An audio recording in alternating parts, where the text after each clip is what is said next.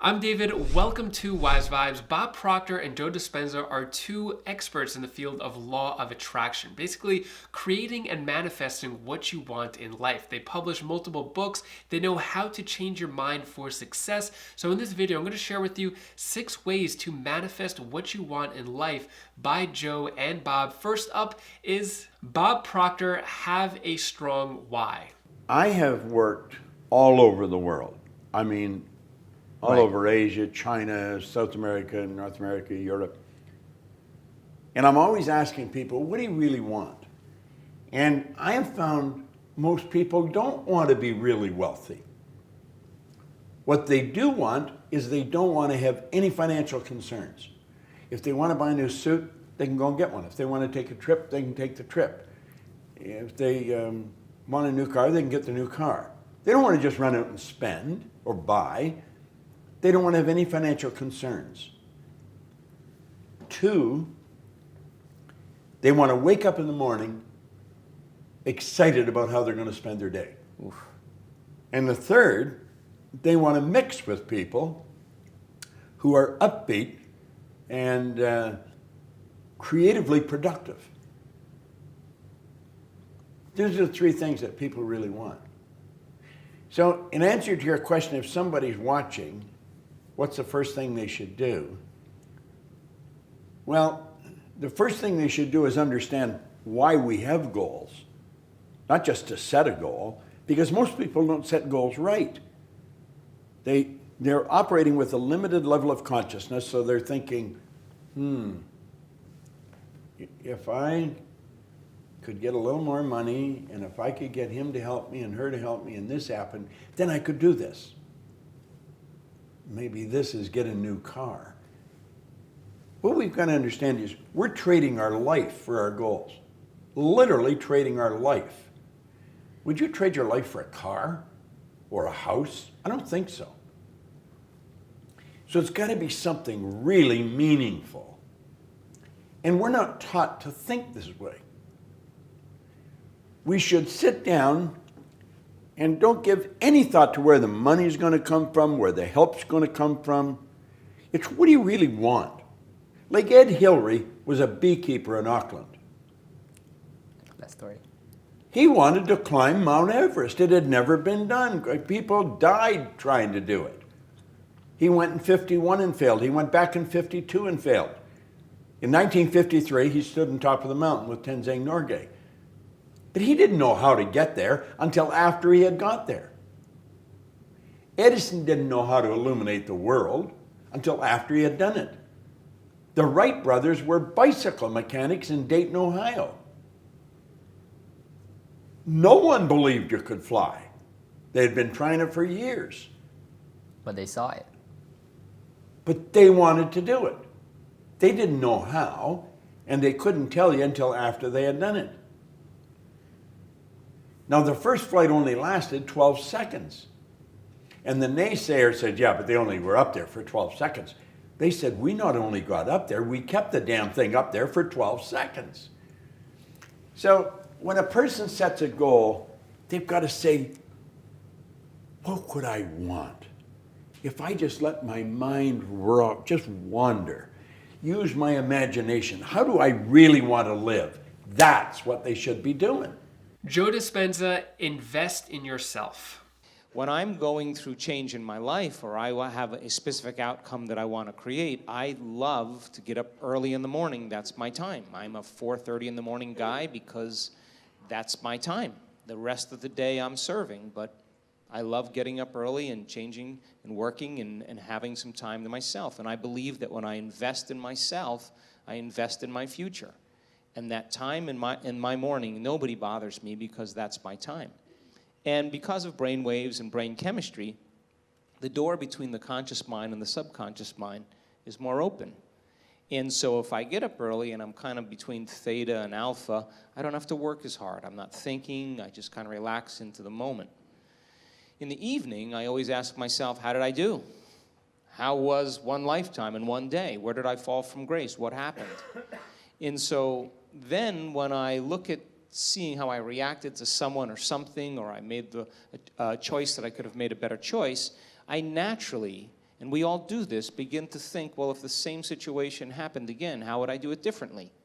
And that's the act of beginning to come up with a new plan.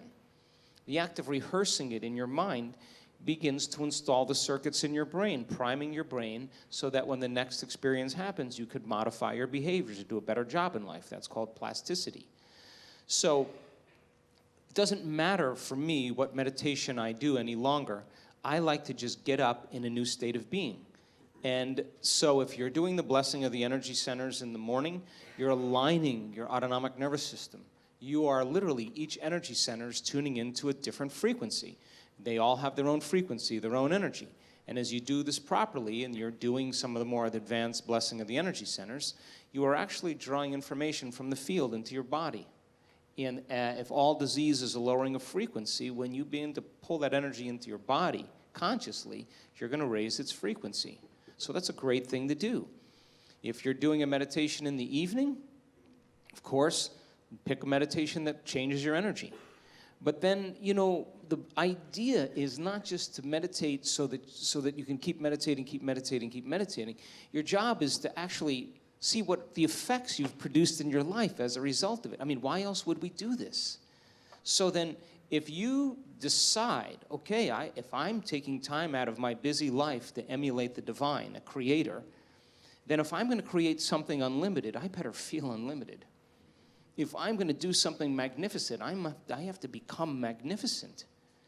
And if you keep doing that over and over again, it will begin to become more readily available to you. It'll get easier. So then, to not be seduced by the external environment and not fall from grace and be able to execute and maneuver in your life from a different energy and lead with your heart and begin to make different choices and not return back to those old states, that's why we do it. Because we want that new energy to become constant in our lives. And so when we're in that energy all the time, that's when the synchronicities and the serendipities and all those wonderful coincidences begin to happen. And it's those coincidences that are feedback in our environment where the field begins to open doors for us. That's what we want to occur. Now, I have worked on things in my life, and I'm a sincere person when it comes to this. I've worked on things in my life for years. And I always thought it was about the event or the experience I wanted to create. But all along, I was changing. And when I finally reached a point where I could care less if I could have the experience is the moment it happened. But all along, the divine, the loving intelligence, this mother-father principle, of course, it's observing us into life.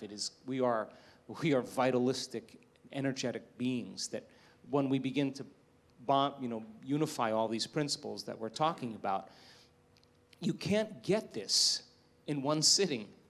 You can't. You have to keep understanding it, keep reviewing it, keep redoing it, keep experiencing it. And the new experience then causes you to dream in a way you would have never dreamt before unless you had that experience. And that's how God gets to know itself. So then, I don't care what meditation you do. I just like the fact that you're connecting. And the more you connect and the more whole you feel, the more natural it becomes. And then, of course, the next experience then causes you to dream in another way. And what I know from my own experience and many students, it's not about material things.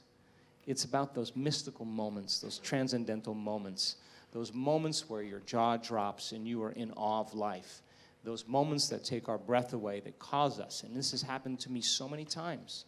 Every time I have one of those experiences, I think to myself, I got this all wrong. I've got this all wrong.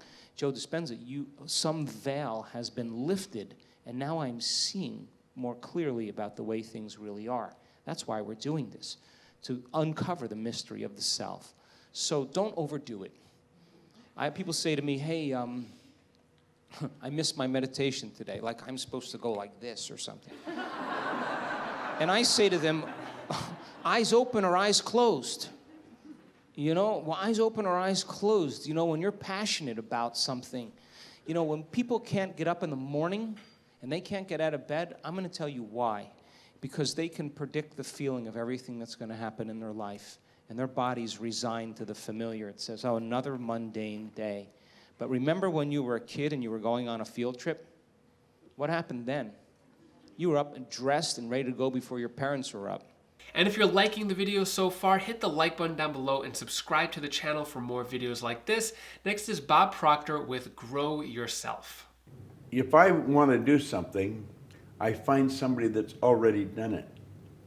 And then I do exactly what they tell me. It's a simple rule to follow. I don't read novels. I don't watch movies. I'd watch documentaries or things like that where I can learn. I'm only interested in studying something that can cause me to become more of what I'm capable of being. See, I think we're all hardwired to do something really special with our life. And that's all I want to do. I'm really good at what I do. I could walk by a person in the hall and like that, I could tell them exactly what they're like. I could read their energy like a book. Everything goes on the inside, shows on the outside. See, we're gifted with faculties of the mind that the average person knows nothing about. You have intuition, the will, reason, imagination, perception, memory. That's what separates us from all the rest of forms of life. We go through school and never learn anything about it. Like you'll hear people say they have a bad memory. There's no such thing as a bad memory. Everybody has a perfect memory. It's just weak. They've never developed it. Our imagination. Your imagination is the most magnificent. Hill said it's the most marvelous, miraculous, inconceivably powerful force the world's ever known.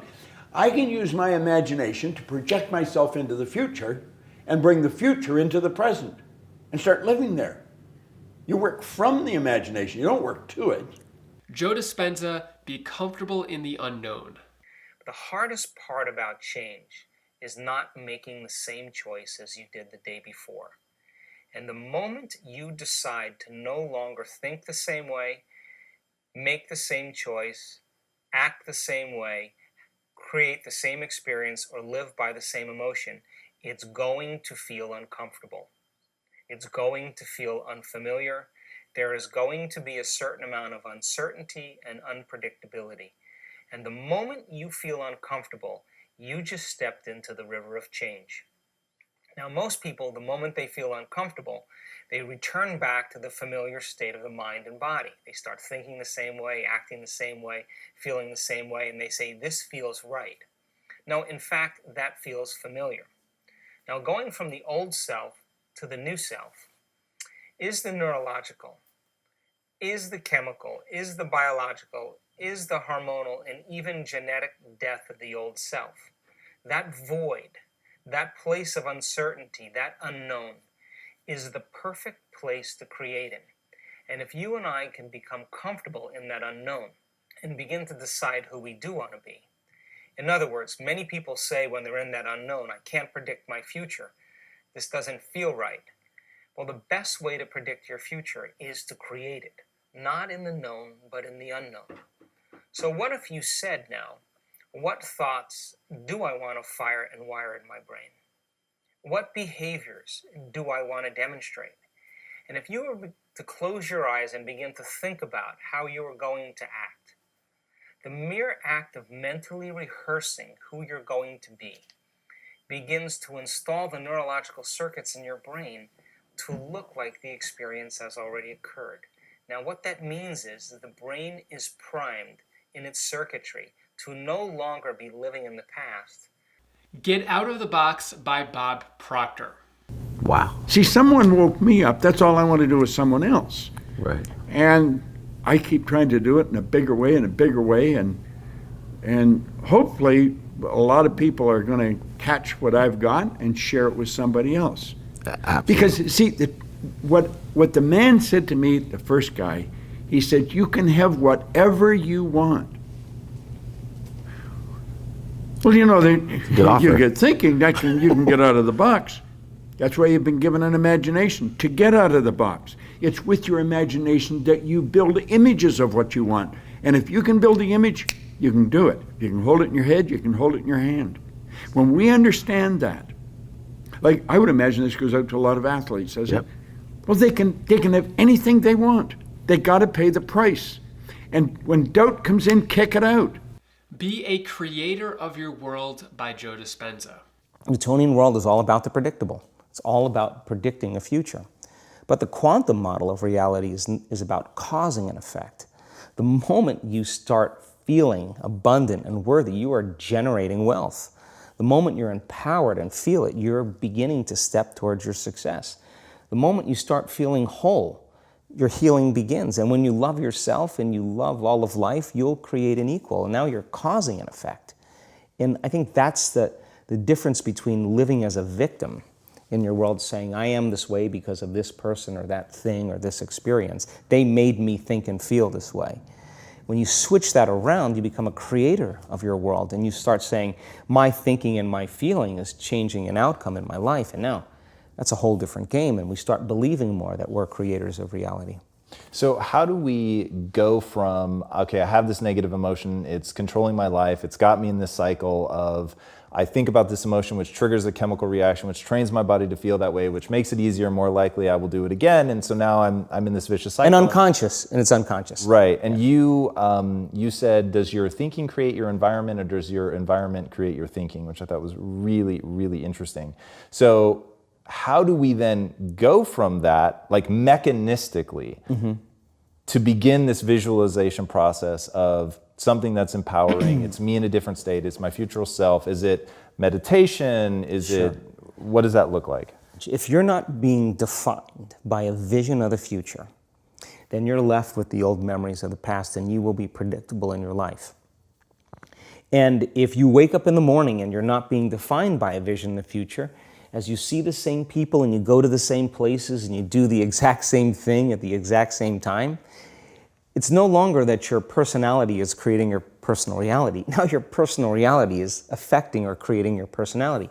Your environment is really controlling how you think and feel unconsciously, because every person, everything, every place, every experience has a neurological network in your brain.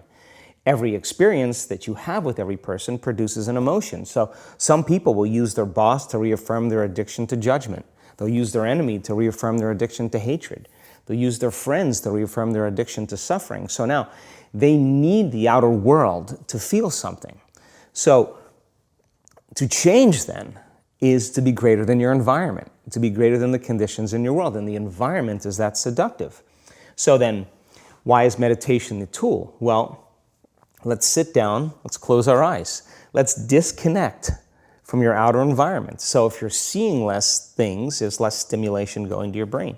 If you're playing soft music or you have earplugs in, less sensory information coming to your brain, so you're disconnecting from your environment. If you can sit your body down and tell it to stay like an animal, stay right here. I'm going to feed you when we're done. You can get up and check your emails. You can do all your texts. But right now, you're going to sit there and obey me. So then, when you do that properly, and you're not eating anything or smelling anything or tasting anything, you're not up experiencing and feeling anything, you would have to agree with me that you're being defined by a thought, right? So when the body wants to go back to its emotional past, and you become aware that your attention is on that emotion, and where you place your attention is where you place your energy, you're siphoning your energy out of the present moment into the past, and you become aware of that. And you settle your body back down in the present moment, because it's saying, well, it's 8 o'clock. You normally get upset because you're in traffic around this time, and here you are sitting, and we're used to feeling anger, and you're off schedule. Oh, it's 11 o'clock, and you usually check your emails and judge everybody. Well, the body's looking for that predictable chemical state. Every time you become aware that you're doing that and your body is craving those emotions and you settle it back down into the present moment, you're telling the body it's no longer the mind, that you're the mind. And now your will is getting greater than the program. And if you keep doing this over and over again, over and over again, over and over again, just like training a stallion or a dog, it's just going to say, I'm going to sit. And the moment that happens, when the body's no longer the mind, when it finally surrenders, there's a liberation of energy. We go from particle to wave, from matter to energy, and we free ourselves from the chains of those emotions that keep us in the familiar past. And we've seen this thousands of times. In fact, we can actually predict it now on a brain scan. Next, I'm going to share a bonus with you that I think you're going to love. Before I do, share this video with someone who could use some of Joe and Bob's wisdom in this moment right now. Help them out with their day. Give them a little boost. Also, let me know down in the comments below, what would you like to manifest in your life? Is it a specific financial goal, another type of goal, health goal? Let me know what that goal is down in the comments below and how you plan to take action with that goal. Next, I'm going to share with you a clip by John Assaraf, Change Your Beliefs. If we think about the era that our parents lived, okay, Great Depression, right? Very, very hard to make money, very, very hard to find resources, very, very hard to do anything unless you're a professional. So our parents said to most of us, if you don't become a professional, you're going to struggle. You're going to struggle and suffer. And even the professionals said, okay, so become a professional and here's your ceiling of what you have. So we became conditioned to be worried of scarcity in a world that has no scarcity. We became conditioned to having certain beliefs about what's possible or not possible. So even now, as we're sitting here and we've got this, amazing election time. Crazy. One of the things I've been thinking about is, there are some people that believe that if Donald Trump wins, they're going to make a fortune. And there's other people that think they're going to lose everything. And I have a friend of mine who has got about $70 million in the bank that believes that if Hillary gets into office, he's going to lose millions. Wow. It's going to be really tough. And what really is, going on in people's heads? It's all of their references, their beliefs and their perceptions that are locked away in the implicit part of their brain that is driving those thoughts and even the behaviors. They may not even be aware of it. They're not even aware of it, yeah. They can be, but they may not be. And so what we really have to go back to focus on is it really makes no difference who becomes president or who doesn't. If you have the belief that regardless of what happens in your external world, you can navigate towards the success that you want. Right. That's a belief. And beliefs are the lens by which we actually see the world and by which we behave. And so if you want to change your results, don't focus on changing your behaviors. Change your focus on the beliefs that drive your behaviors. And before you go, I'm going to leave you with a clip by Bob Proctor. Everything you are seeking is seeking you. It is simply a matter of becoming more aware of the things you already possess. By Bob Proctor. I hope you have an amazing day. If you want more videos like this, inspiration, motivation, law of attraction, click this video over here or this video down over here, and I'll see you in the next video. Take care and have an amazing day.